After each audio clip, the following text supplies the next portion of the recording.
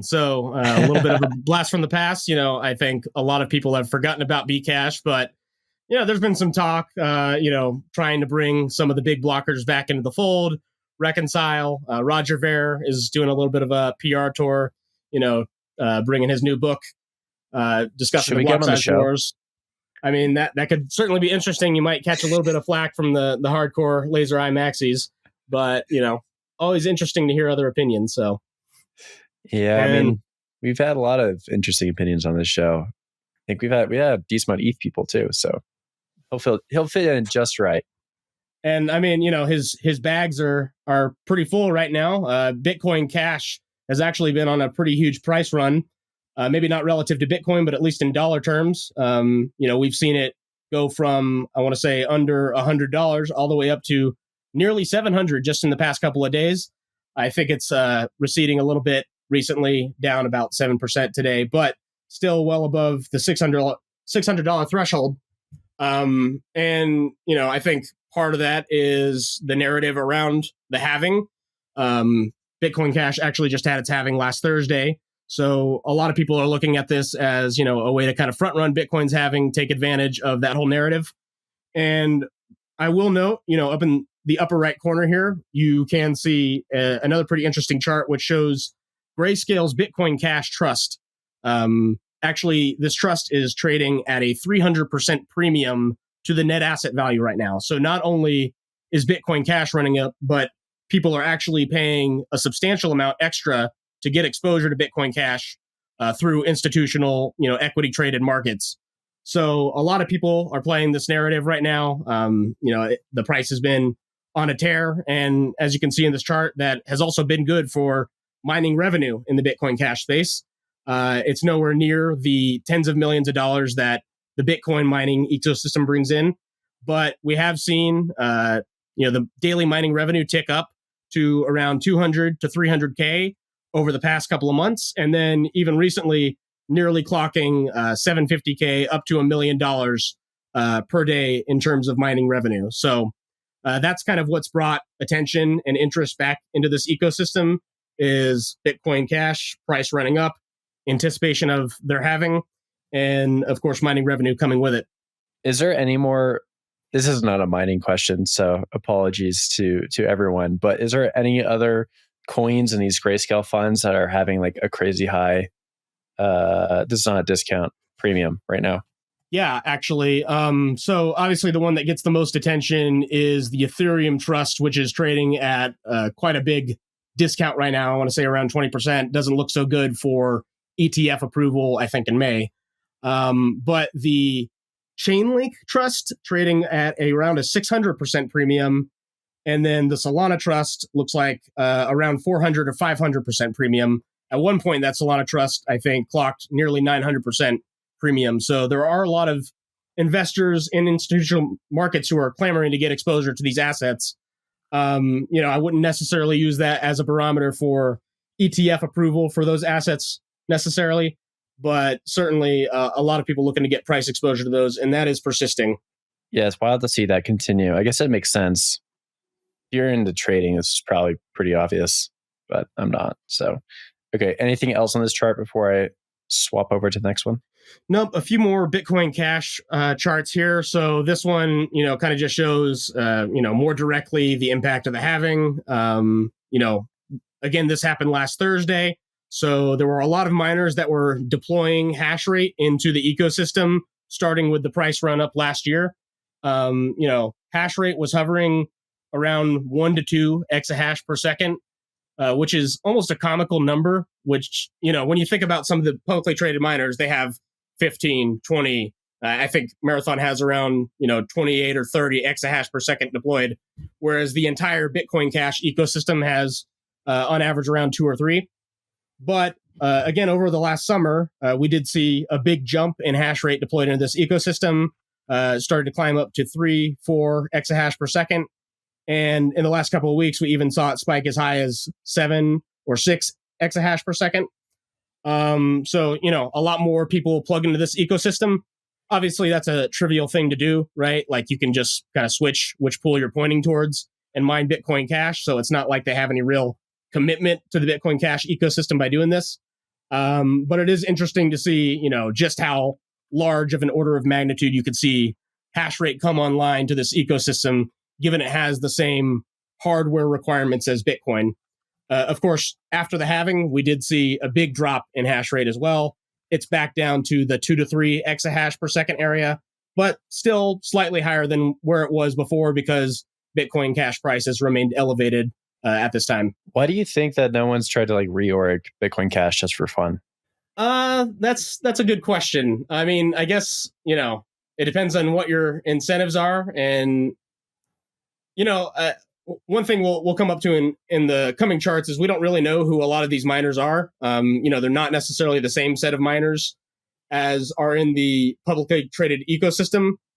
But yeah, it's a good question. I mean, I guess what is the financial benefit in doing that is questionable. I think miners do like to have a secondary asset they can kind of arbitrage and, switch on and off their hash rate to earn a little bit extra money because, at equilibrium, mining Bitcoin Cash is approximately the same revenue as mining Bitcoin. It's just you're not getting as good of an asset in return, but it does give people a secondary option. But as to why they haven't tried to attack or reorg, I'm not totally sure. We did see a lot of that in the Bitcoin SV ecosystem, which obviously had much lower hash rate. Maybe just the juice is not worth the squeeze because still to reorg, you got to turn on 1 or 2 exahash and 51% attack. And maybe that's not the best use of your money when Bitcoin mining is just so profitable right now. I feel like for the lulz, though, it's pretty funny. That's been my takeaway because I did some back of the napkin math with a friend. It looked like it was only a few $100 an hour. You could reasonably, time warp attack or something like that, Bitcoin Cash. And but it's just too profitable to mine Bitcoin right now. And we got the halving. So why would you throw a wrench? Why would you, throw a curveball in your operations with the halving coming up? Yeah. And, maybe that is something to keep an eye out for is after the halving, probably a lot of machines that are currently mining Bitcoin are going to have nothing better to do. They're going to be latent. They're not going to be profitable. So at that point, just for the lulz, maybe 51% attack Bitcoin Cash. Who knows? We could definitely see some fireworks trickle over after Bitcoin's halving. I think that line may be a great clip in 3 or 4 weeks. I wouldn't be surprised if somebody with some ASICs, which aren't as profitable on BTC, could throw them over to BCH. We'll see. Interesting. Okay. Yeah, that's definitely something to watch. A lot of these pools do have pool switchers built in. So, Luxor does. There's probably a few other pools I'm not even thinking of where, you can swap between different, has to be the same algo, but yeah. Nice Hash is one. Mm-hmm. Okay. Oh, Nice Hash as well, which they just had their 10-year party. So congrats to Nice Hash. Let's go to the next chart. Yeah, last one kind of related to the halving for Bitcoin Cash here is, obviously this volatility and hash rate does result in some instability in the block time. So, same as Bitcoin, the target block time is every 10 minutes for Bitcoin Cash. But with such a huge amount of hash rate falling off the network, we did see a pretty large increase in the mean block interval, going from 10 minutes to an average of 13 minutes over the past couple of days. Not a huge increase, not super dramatic, but, for the few blocks following the halving, I was reading, some people saying blocks were taking longer than usual, even on the order of several hours. So this is actually, the longest mean block interval we have seen for Bitcoin Cash since the initial fork off of Bitcoin. So, again, that kind of does show that having this amount of hash rate able to move in and out of your ecosystem can be pretty disruptive. They have done some things to kind of adjust for that. For example, instead of having a difficulty adjustment every 2016 blocks, they actually do it every single block. So they have managed to find ways of dealing with the ability to kind of effortlessly enter and exit the Bitcoin Cash ecosystem. But that doesn't mean they're immune to it, especially when you have a big event like a halving. So one more on Bitcoin Cash, kind of unrelated to the halving, but was doing some digging, just trying to understand who are the players in the Bitcoin Cash mining ecosystem. With Bitcoin, it's pretty transparent. Every single mining pool kind of stamps their block, claims it. You know how much Foundry has versus how much Antpool has, and so on and so forth.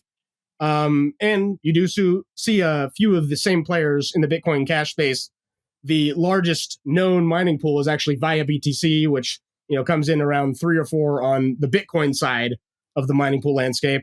Then next is NiceHash, as we were kind of discussing. There's sort of a hash rate switcher. You can plug in a NiceHash and it will mine automatically whichever coin is most profitable. But kind of interesting, around half of the hash rate is essentially unaccounted for. We don't know who is actually mining these blocks. So, maybe that's good for Bitcoin Cash, not necessarily having, full transparency into who these people are. Maybe that's a bad thing. I think it does indicate that it's probably a smaller set of actors than you might want to expect as a participant in this ecosystem. But yeah, just a quick chart to show, kind of the divergence between Bitcoin and Bitcoin Cash in terms of the mining pool ecosystem makeup. A lot of these miners are unknown. North of 50% don't kind of stamp their name on their blocks. So interesting to see some of the names on here. And also it makes sense that they don't know, or we don't know where everyone is at this point. I think this just goes back to the last slide where we talked about profit switching and some miners wanting to do that via BTC. I wonder why they're so dominant with this, or so interested in it. I suppose it's not a large percentage of like their overall hash rate, but yeah. And then last one on Bitcoin Cash here, I promise. We did discuss last time kind of the growth of the Bitcoin blockchain size as introduced by ordinals. So in the kind of zigzag line here, you could see the daily megabytes added to the Bitcoin blockchain prior to the introduction of ordinals, around 200 megabytes per day. But almost immediately after ordinals and inscriptions were introduced, that jumped up substantially. Now it's around 400 megabytes per day. As a result, we have seen the rate of increase in the total Bitcoin blockchain size, accelerate. We're currently around 563 gigabytes in terms of block size to sync with the chain from Genesis. But we discussed that last time. I thought it was pretty interesting to just post this up next to Bitcoin Cash. Obviously, big blocks were the whole reason this fork happened. And Bitcoin Cash has a max block size, I believe, of around 32 megabytes versus, Bitcoin's effective block cap of 4 megabytes. But Bitcoin's blockchain is still growing much more quickly, way more megabytes being added per day, just because Bitcoin Cash can't really fill up these blocks despite having a bigger limit. So almost a self-own in terms of forking off, you might say. I think this is an underutilized dunk chart for Bitcoiners, and it's almost brings up like, what is the Yogi Berra quote? Nobody goes there anymore. It's too crowded. Yep. For Bitcoin, so block space begets block space. We're better at being bigger blockers than they are, and we're not even trying.